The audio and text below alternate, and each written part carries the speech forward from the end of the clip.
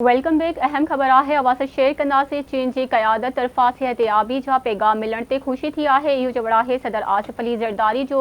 अवां खे अपडेट ॾेई रहिया आहियूं। जल्द मुनासिब तारीख़ ते चीन जो दौरो कंदुसि। सदर आसिफ अली ज़रदारी चीनी सदर शी जिनपिंग जी ख़ैर सगाली पैगाम ते संदसि थोरा मञा आहिनि। अवां खे अपडेट कंदासीं। चीनी सदर आसिफ अली ज़रदारी खे ख़त लिखी जल्द सिहतयाबी ऐं नेक ख़्वाहिशनि जो इज़हार कयो हो। आसिफ अली ज़रदारी खे चीनी सदर चीन जो दौरो करण की भी दावत ॾिनी हुई। अपडेट कंदासीं हिकु भेरो ॿीहर। चीन की क़यादत तरफ़ा सिहतयाबी जा पैगाम मिलण ते ख़ुशी थी आहे। इहो चवण आहे सदर आसिफ अली ज़रदारी जो।